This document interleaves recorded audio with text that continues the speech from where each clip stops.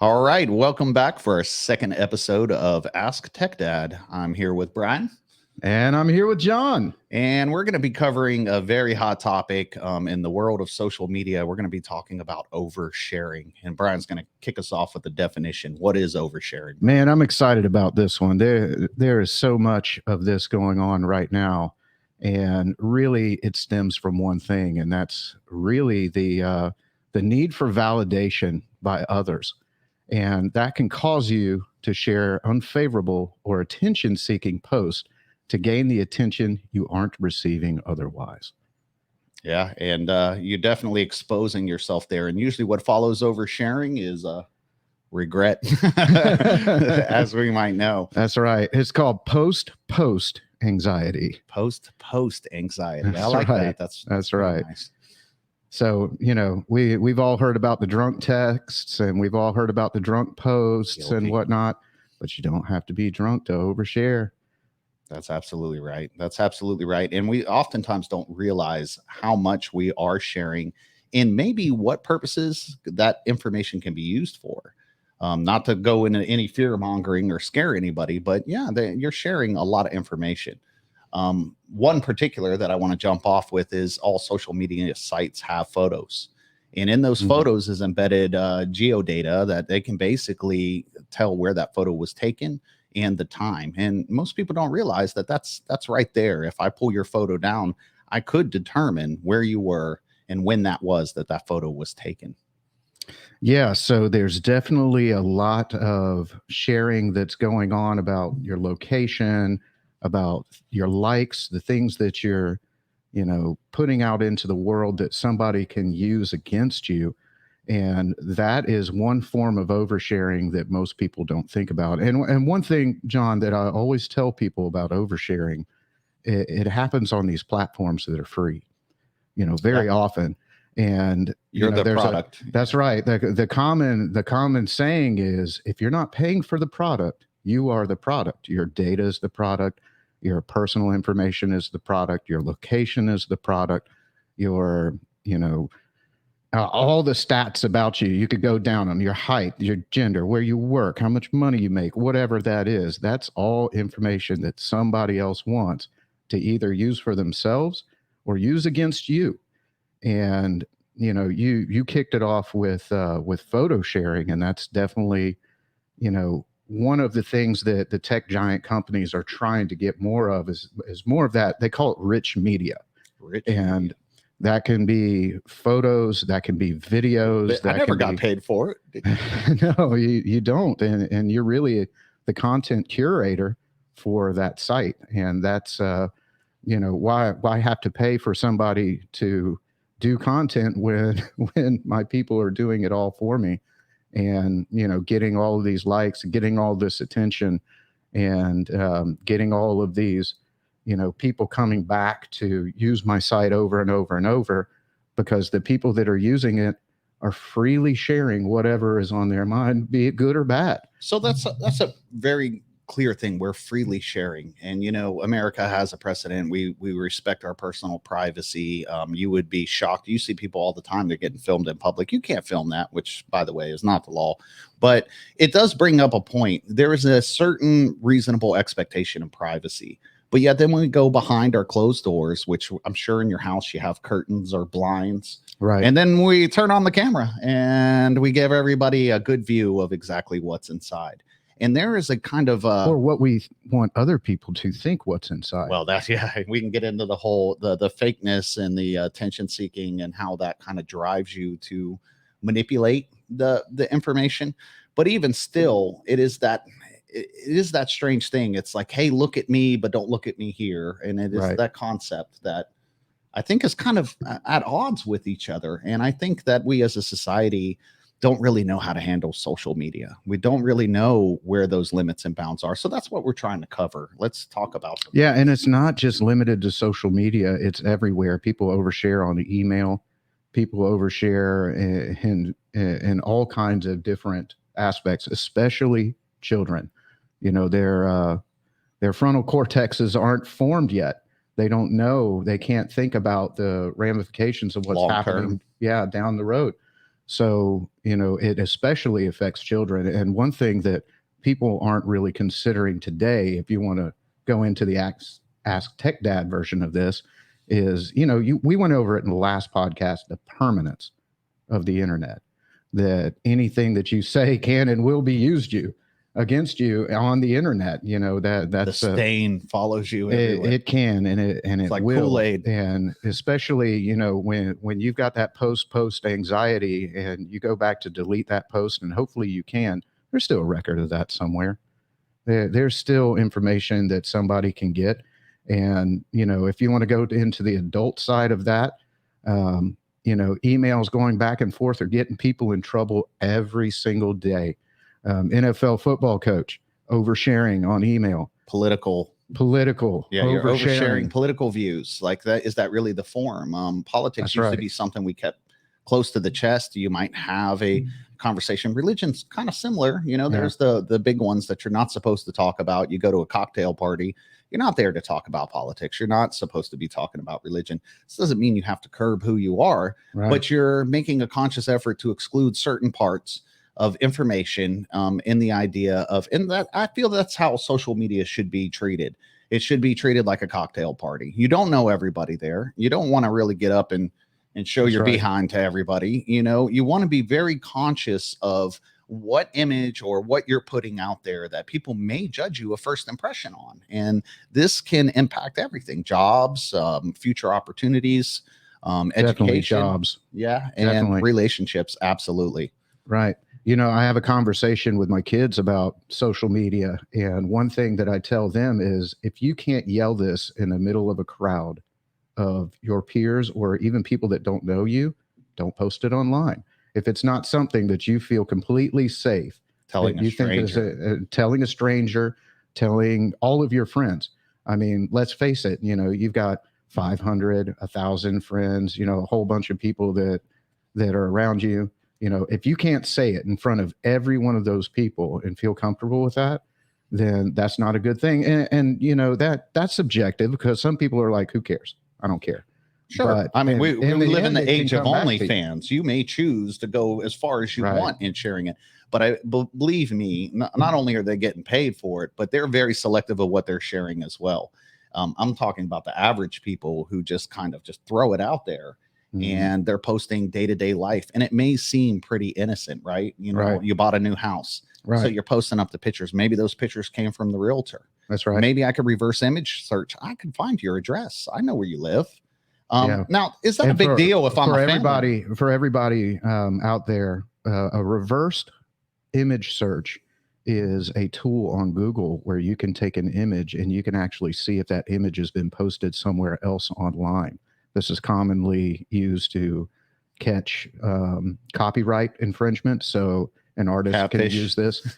An artist can use this to see if their art has been displayed somewhere else. Oh yeah, that's a good one. You can obviously see if somebody is faking their profile picture.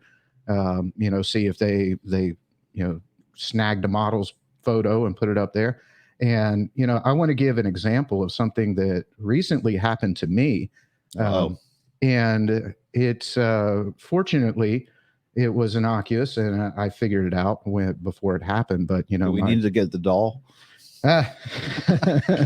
No. Okay, no. just make sure. But here's something that happened to me recently on Facebook. Is I got my son a car. It's it's an old little Porsche 944, little 4-cylinder 5-speed. It's a perfect little high school car, and I joined a Porsche group on Facebook to learn a little bit more about the car, so we could have projects to fix it up and things of that nature. It's like car enthusiasts. Yeah. Okay. There's all kinds of groups that you can join on Facebook, and I've joined some of these groups to learn more about a subject that I'm interested in. Sure. And one of these just happened to be a Porsche interest group for the 944s, and I got randomly messaged in Messenger from this woman, supposedly this woman. And she said, hey, Porsches bring people together. And then she started to have a conversation with me about the Porsche. Nice, Now, nice. Okay, car now enthusiast. I did some look up on her and her profile, and her profile was obviously fake. Now, How could you tell? to the layman, you really couldn't tell because it was very well done. So this lady, she had her entire Facebook filled out, Lady. her job, lady, exactly. She had her job, she had history, she had friends, she had a couple hundred friends that were on there. And I started clicking in on her friends. So not just hers, but I started, digging a little bit You further. investigated. You didn't take it And at face value. that's right. Yeah. And then I saw that the friends were all fake too.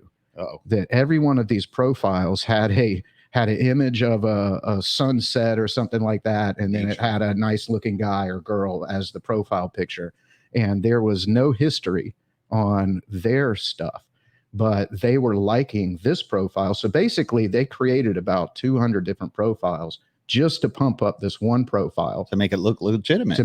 Legitimate. Now, I knew this going in, but I have a little bit of curiosity to me. So I kept this conversation going for a little bit. And, sure enough, after about the third or fourth post, it went into, hey, are you married? Do you have kids? Yeah, I wanted to clarify. You are happily married. I am happily and if I married. do remember the Yes, story, yes. you did have to clear some stuff with your spouse before continuing the I conversation. did. So I immediately told my wife that I was talking to this woman online and that there was absolutely nothing going to this. I just, for my own curiosity, wanted to see what angle this attacker was going to The try to vector use. of attack. Yeah. And Social engineering, right? And I wanted to see how long that it took for that person to, try to lull me into a place of confidence where I would overshare. And quite frankly, that's exactly what happened. Is this person online was asking me questions, and it ended up going to, hey, I see you're, this person online. I see you work with this company. What are your day-to-day roles at this company? I mean, it stopped being about Porsches and racing and, enthusiast stuff, and started to get personal real quick. About your And job, about my job, about my life. And they were basically digging for information. So at a point I got to it and I stopped and I said, I'm a security analyst. And, as much as I'd like to continue this conversation because it's interesting to me, I'm afraid of oversharing information because you already either have my information and are looking for things like my backup passwords, sure, or where did my mom go to school, and maybe that's a even more so, they could tool. get you in a compromise. They knew you were married. They That's obviously right. knew where you work. Yep. They knew that you have, skin in the game. You and are get who you me say. into a ransom situation. That's right. They can where they could extort you. take my information. That's and right. I've seen that in other places. I'll give another Not take example it, of but that. force you to give it in fear of That's what they right. might share, those conversations That's themselves. right. So ransom doesn't just happen on computer networks today. Ransom is happening in all kinds of personal and professional media. And this was just an example of somebody online completely, I wasn't looking for this. I wasn't trying to overshare information. I just happened to be in a group of people that this person wanted to target. And, it's not like he's got this 911 GTS where an enthusiast would be, hey, that's an amazing car. I mean, it's a 30-year-old, right, little You're just an 4-cylinder average car. Joe. Right. It wasn't anything like that. So that was definitely my recent experience with someone trying to get me to overshare information or expose for blackmail. And I'm still on that side of the fence. I think they were. It was going to be one way or the other, and most likely it was going to be exposed for blackmail purposes. And that was something that I recognized obviously early because I know the signs. But if you or your kids, that's Aren't the trust so but savvy, verify. right. That's the trust but verify that you have to do periodically, is see where your kids are going, who they're talking to, are random people messaging them. And probably most likely. Yeah. So if they're on social media, that's one example. I've certainly got another one I'm going to tell a little bit later, but well, it's not restricted to just that or chat groups or social groups. LinkedIn, There are people that will approach you for job purposes and things of that nature, looking again for that information that they can spin in some way, or of course manipulate you into a compromised position. You have overshared, and that regret is hard. The permanence of the internet make this a rife tool for blackmail. I have you. I have your picture. I have what you said. I have screenshots. I have all your friends' information. I have all your I can tell family's everybody. information. I can show them everyone, and I could show this to everyone. And if you think that that's impactful for you, you know, it was kind of like, you know, and I'll watch the anecdotes, Brian. Yeah. When I was a kid, I got really upset that they were making fun of my mom. And I went in, my mom's like, I don't care what they say. If you're an adult, you know, you've developed thick skin. But kids in high school, the risk of somebody sharing something that compromises Very easy them to manipulate, and how emotionally devastating that can be. And they would be very fearful, you know, if you don't have good rapport and communication with your kids, they can end up in a compromised position where they feel very isolated, alone, leads to bullying. Certain things are getting shared and passed around, and if you are not verifying, if you're not in the know, how, you know, this would be rough on anybody. Yeah. But to expect that from, you know, a teen or even prepubescent children, that's it's pretty hairy, and it can pack a punch, and it can cause some serious problems. There are cases also where they will try to get to your assets or your information through your children. I have a perfect example of that. Yeah, Sean. yeah, tell that one, 'cause perfect that's example. So I have a really good friend. He's a professional, and he's a great father. They have a great family. The kids are doing well in school, and they're just a part of this next generation that's online. And a random person messaged this kid, and was she it was a boy that she messaged, and she was a female, and she was, her pictures and things of that nature were very attractive. And started to try to get to know this boy, and got him to a place of comfort where he shared a compromising picture. And then it flipped. As soon as they got the information, that compromising picture, it flipped, and they started extorting him. They had gotten information from his social media accounts and said, "Hey, I've got all of these, images of you. I'm going to share it to your friends. I'm going to share it to your family." And this kid is a minor. I'm not going to even go into any details at all. But he was scared. And they basically said, "Hey, if you don't get this money to me, I'm going to go ahead and share it." And they posted something instead anyways, just to show that they were serious.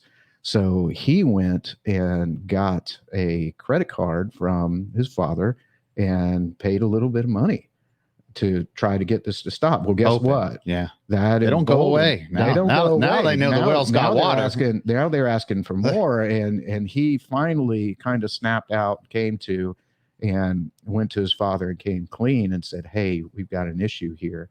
And that's when my buddy called me and said, "Hey, how do we deal with this?" Because this teen was being extorted by this online presence. And luckily, we were able to clean everything up and make sure everything kind of went away. And but there was a really, piece of advice you gave them specifically off of that, and I don't know if you recall, and it was probably segue into another point you wanted to make, and is taking a break. Maybe it's time to get off social media for a little bit. That's something that that when you make mistakes like that we practice in our household, and it's kind of we take a digital detox, and a diet of the mind. We take a tech fast, because at that point, fasting is as old as time, as old as people, and it has lots of benefits. It has lots of benefits for your health. It has lots of benefits for your mind.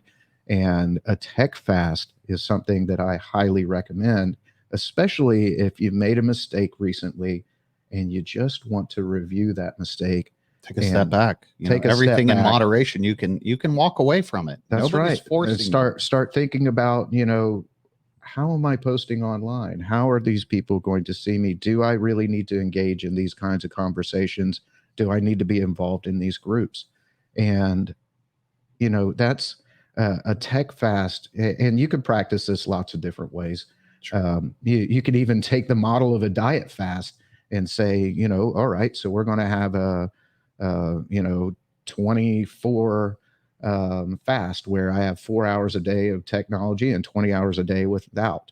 Or you can do I'm going to be off technology for 2 days and a week, no technology. Some people even go as far as, turning off the TV and no TV, things of that nature. But yeah, well, I mean, you don't have to go camping, and go out in the woods somewhere and bury your no, head in the sand, but no, it is a good idea to take a step back. It is very easy to fall into habits where you're using technology constantly, and especially if it's affecting your mental health, or you have that online persona that's is not serious. you.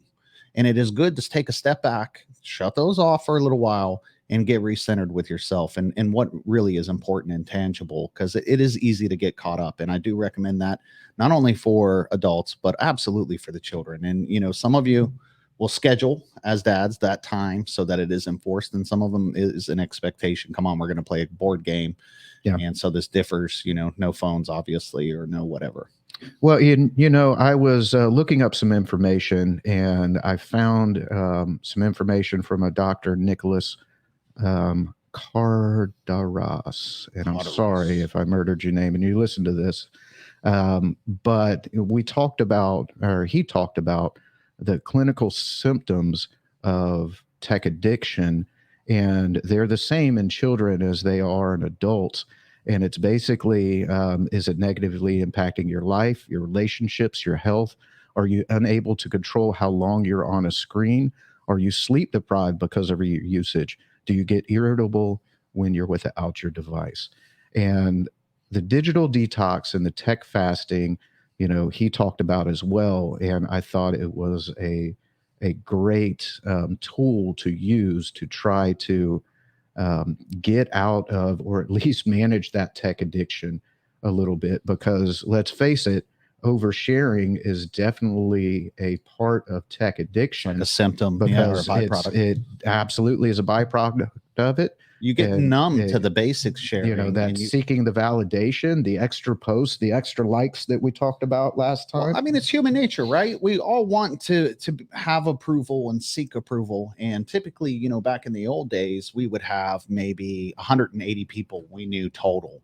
And you give it to now to the online presence, and you can have thousands, or at least, those 180 have another 250. That It's goes your on reach and on. now. It's your reach. It really is. It's that spider web. It's your reach. So that dopamine rush is real. We are social creatures. If you put somebody in isolation, from a young age, they're not going to develop correctly. All kinds of parts of them will not. We are social creatures. Yeah. And so, I mean, it's completely understandable why our brains are wired to seek that validation and look for approval, and those, but it's designed that way. And the problem is that's not really you. It's not true validation, but your brain doesn't know. It's virtual validation. Well, and let's talk about, there's another reason why people overshare as well. And on the other side of this, sometimes oversharing is not bad. It can be very liberating to get everything that's off of your chest and to heal and things of that nature. Sure. There are lots of great groups online that help with depression, anxiety, suicide things. And quite frankly, a lot of people keep that information in, and they don't have an outlet because maybe their parents aren't listening to them. Yeah, maybe but their friends aren't therapists listening to them. have an expectation of privacy. Yeah, There's a certain amount that you expect. They do. Well, what I'm saying is that sometimes oversharing in a safe, good situation is not a bad thing. And one thing that a lot of tech entrepreneurs are resorting to is actually having safe groups. Sure, So but I mean, they you have need a to be safe properly group. secured. You do. Social media isn't it, and I want to caution people, don't go on and think, oh, hey, I'm going to give a good purge dump of all of the issues that I'm having, and you're out there on Instagram or Twitter or Facebook or whatever platform. Yeah. He's talking about in a qualified setting, a place to deal with those things that are structured. They're using the technology in the correct way. So that's different, you know. It's It's definitely different than- different, but it's definitely a viable reason to overshare online when you're dealing with depression, when you're dealing with PTSD, and you've got something inside of you that you just got to get out. You know, the issue that most people have though is they'll go straight to Facebook and they'll post something that they're feeling at the time, and it's an emotional reaction to something that somebody stirred up. And another thing that I want to get out there just right off the bat, your social media experience is your experience. You control the positivity or the negativity on your social media. Your kids control the positive and the negative stuff on there. And sometimes you have to take a step back and you have to say, am I actually causing these negative posts? Am I following? Am I liking people that are posting negative things? Am I really tuned into the, negative, well, the they actually negative have roller algorithms coaster that control that that is and pushing can feed that it through? Yeah. And I can tell you that there's been a lot of people that I've stopped following because they were energy vampires, where they are just looking for, that negative energy. They have the negative They energy. feed on the They're drama. feeding on the drama. They're feeding on that negativity. And you have to control that. And when you're Kids have sitting to there and you're control that. typing off on your phone, arguing with some stranger on the internet, you know, there's no better use of your time. Your families would love to spend that time with you. There are a million other things that we could do than, than fight with each other on the internet. Honestly, that's right. And I've often said, if we take all of that time that we're worried about, all of those things, and put it into a positive, hey, I'm going to get up and I'm going to help somebody. Hey, I'm going to get up and I'm going to make a meal for someone. If we took all of that time, the world would be a better place. And you'd be mentally healthier, honestly. You would make a bigger difference, a bigger change. But you even personally, around you. by not involving, I mean, it does drag you down. It can. And so that source of looking for approval and validation and those things, it's a roller coaster, because what's there one day can get taken away. And, let's say you start something and you're watching those followers and likes and you're like, wow, and it's encouraging you to continue that sharing. And then that goes away. Does that mean that what you originally wanted to do isn't worth it anymore? Right. Do you feel that withdrawal? Because that's just as real as the approval and the validation, that high you get from somebody liking it. What about when they don't like it? And you're also exposing yourself when you share things to a lot of comments from people who are, there's the anonymity. Trolls. They're not really connected to you. That's they right. don't have any skin in the game, and they can say things to you that have nothing to do. They would never say that in person. No. Right. And so you get into these things where you're really opening yourself up. It's kind of like, you can't become a celebrity without the paparazzi. You're not really going to be on the internet without the trolls. That's right. It's going to come. It's part and parcel. That's right. And another thing that we've touched on in the past is, what is good today might not be good 10 years from now. So political views or certain things It doesn't matter what it is. There might be something today that you say that is completely innocuous. Look at, the way we grew up in the 90s and all the words that everybody used regularly then. And now we're in this cancel culture where they're going back 20 years to what people said online. It was happening then. People were oversharing then. And now they're having the ramifications, and you're having to apologize for it. That's right. And you see it all over. You see celebrities having to apologize for the things they did or didn't do at the time. And we all grow as people, but that record doesn't change. And it's hard for modern people to see that and not have a modern reaction to it versus, what would have been 20 years ago. And I mean, that goes from racism, religion, sexism. There's so many things. Who knows what's going to happen in the next 10, 20 years, so I try to keep my social media pretty clean on that. And, I have a mantra that comes from the movie The Producers. Okay. About my social media posts. You keep it laughy, you keep it happy, and you keep it gay. And that's it. Well, I take a different route than you. I pretty much eschew it. I do not deal with any kind of social media mostly. I might have some stuff where friends can, and it is locked down. I will not have an account that isn't private. Yeah. I know every person that's on there. We're not talking 150, 200. I don't care the count. There are people I know, I've met in person. and I have some kind of relationship with. I did once have social media. I went through a pretty rough divorce, and it was like a roller coaster.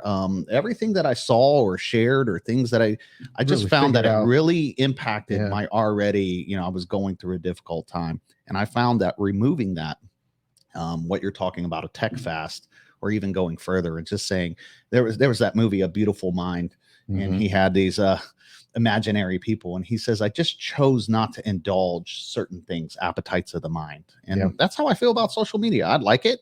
I mean, obviously we're doing a podcast, Yeah. but I just very much choose that that's just something that doesn't work well with the way my mind works. It feeds into it too much, and I'm too, I guess, sensitive to how things play out on it. And I just find it's better. I like face to face conversations. I like Yeah. the day to day, and Yeah. I'm overall happier without it. Everybody will be different. You have to decide where you are. Can you do it? But do it with conscious effort. You have to think about it. You have to choose what you are doing, what you are sharing. And bringing it back to the tech dad part of that, um, you know, when you give those breaks where the kids can get out of that cycle, then they can make those choices. But it's so addictive today that if it was just up to them, all their friends are doing it. Everybody that they know is on social media. Everybody's posting images. Anybody who's anybody. Anybody, and my two kids, my 16-year-old, my 13-year-old, they handle social media very differently. My oldest son, he could care less about social media. That's just his thing. He might take a picture every now and then on Instagram and post that of something he's doing, but he doesn't really seek attention online. That's not his thing. My daughter had a very different circle of friends growing up, that they were all on TikTok in gymnastics, doing TikTok dances in the middle of their gymnastics classes. And she didn't have a phone until she was about 13. So it kind of alienated her in Right. that friend group because she wasn't hip to the new TikTok dance. She And wasn't. marketers play on that. I mean, they Yeah. know, they Yeah. know, So you don't want it's to be the only kid without the cool new That's toy or right. the gadget, That's whether right. it's a console or a phone. So now that she's, getting up 14, 15, she's started to embrace social media and whatnot a little bit more.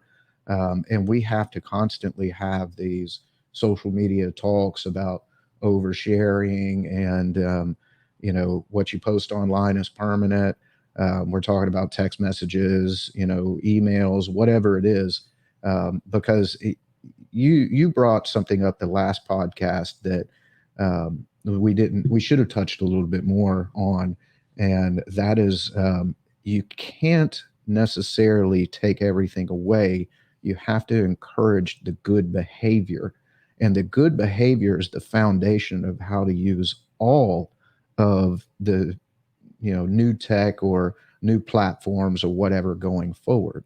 So that question of, Yeah, you don't do you gun know safety by not teaching them how to handle a that's firearm. right, I mean, that's you right. don't want to clock it in a closet. They never seen one, because then when they find it, that's when the Well, in problems in happen. in scouts and Cub Scouts or whatnot, they don't, they teach knife safety by giving you a knife. Sure. And they don't give you a sharp knife, but they give you a knife, and they give you a bar of soap, and they say, here, carve something out of this. And then while they're doing that, they give you proper safety tips.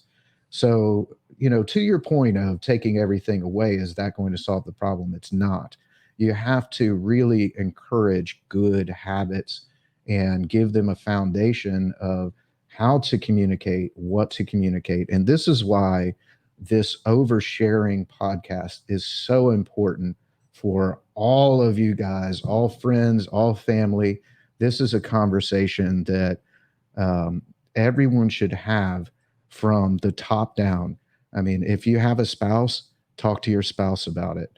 When they overshare or whatnot, bring it up. Say, hey, it's a casual conversation. Hey, I thought you overshared a little bit there, a Yeah, little you're bit too telling too much much there. about our family Hey, business. I don't feel comfortable with the information that you put there. I like that better. I think that's a better approach. That's not a I think that's not the way I want everyone to view our family. I don't think that that's the way you want people to view you. That's not the way I see you. So those conversations definitely should happen. And the kids, they emulate.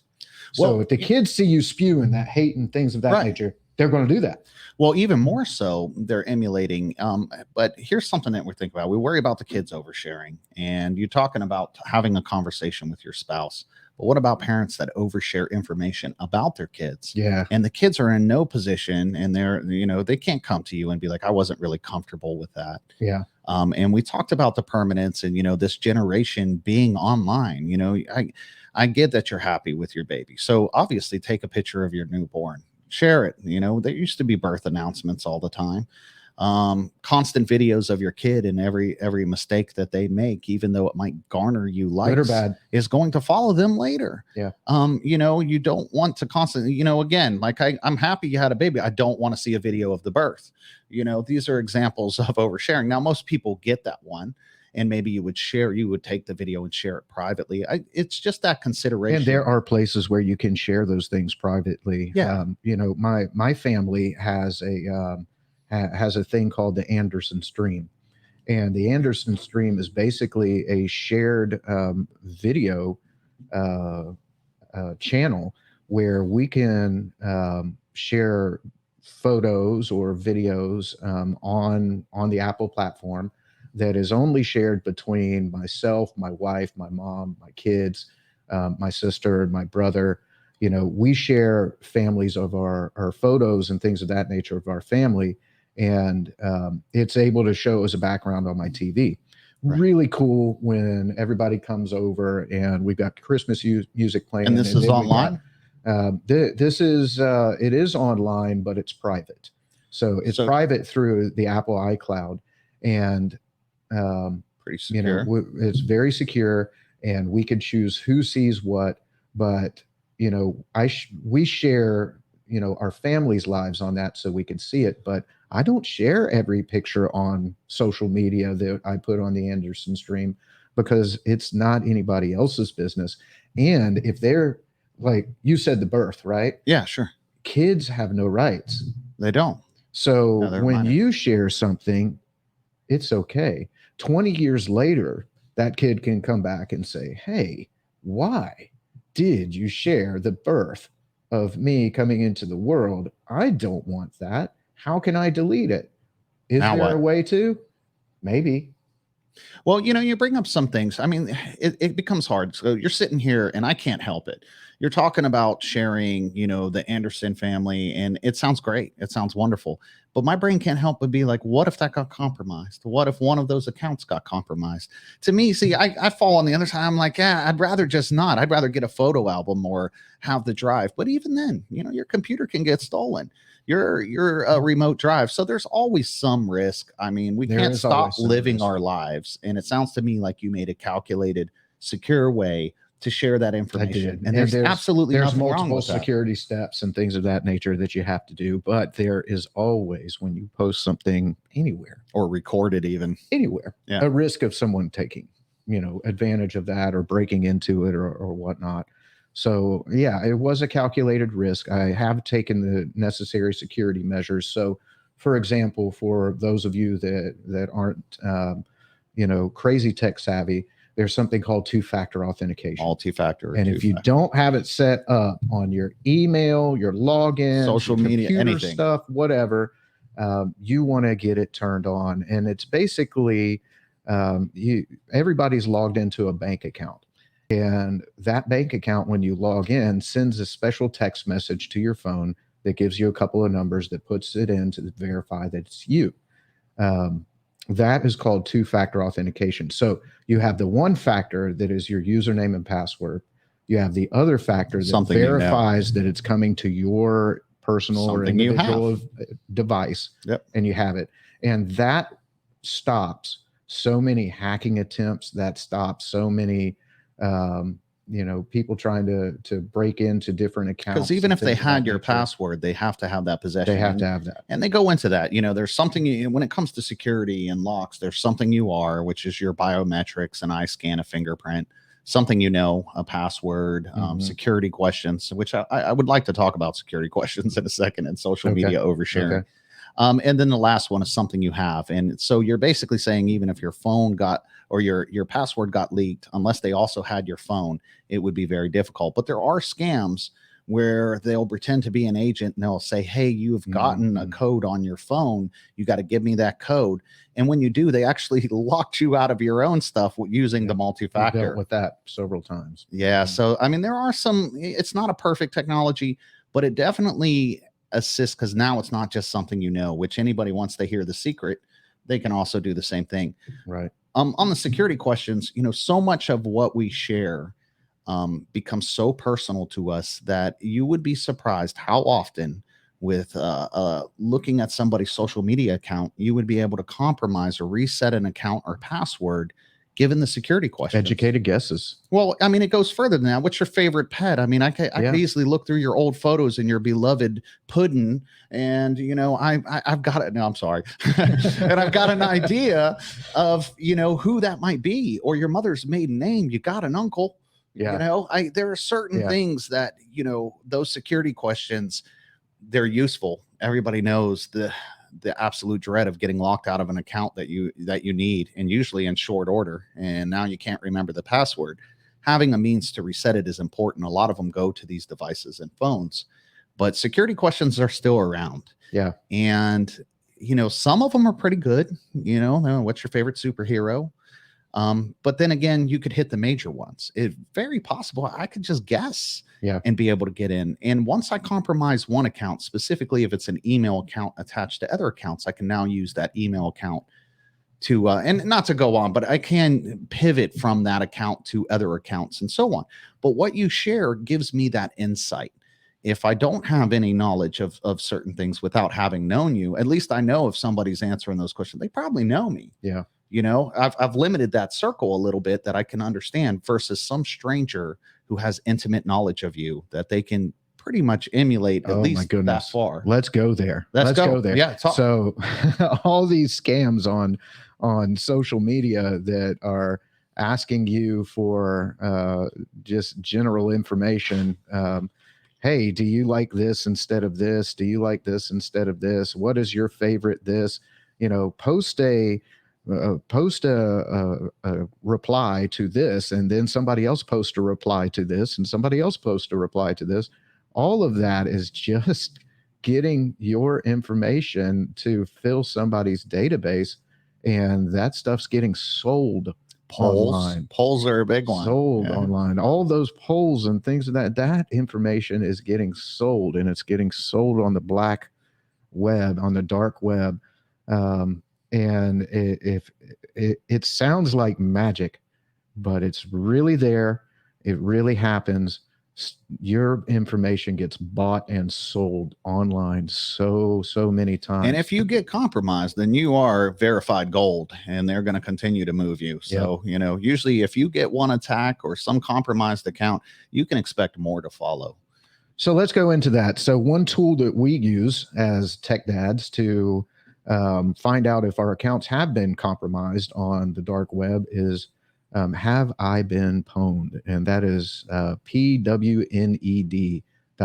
And you're able to put in your email address, and it will tell you what compromises or what companies have had your information. So if you logged into the Gap, and the Gap just happened to get compromised, your information, your username and password could very well be sold on the dark web. And let's face it, not everybody, uses different usernames and passwords. Yeah, that's like that same password that gets you. And now they're going to go to Chase Bank, and now they're going to go to Bank of America, and they're going to hit all of these and try to get your information. And then there's a common thing that we've talked about is called social engineering.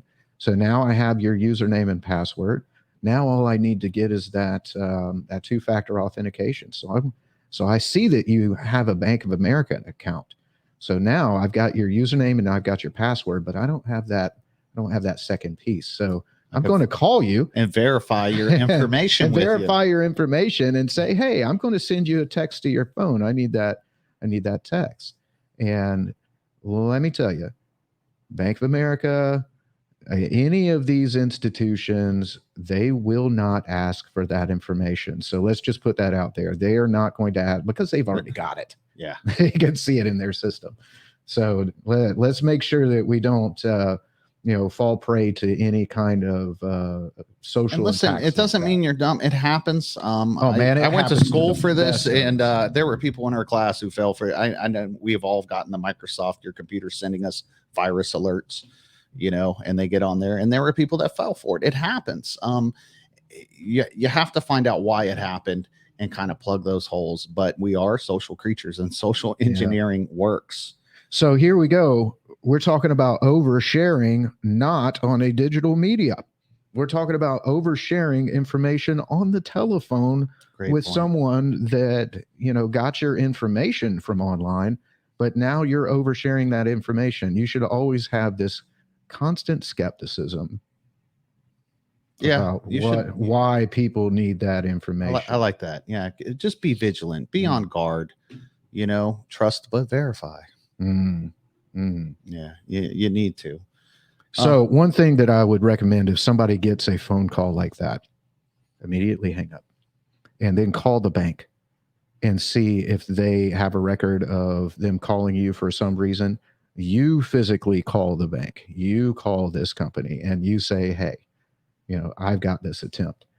Most of the time, they're going to tell you, no, that was not the information.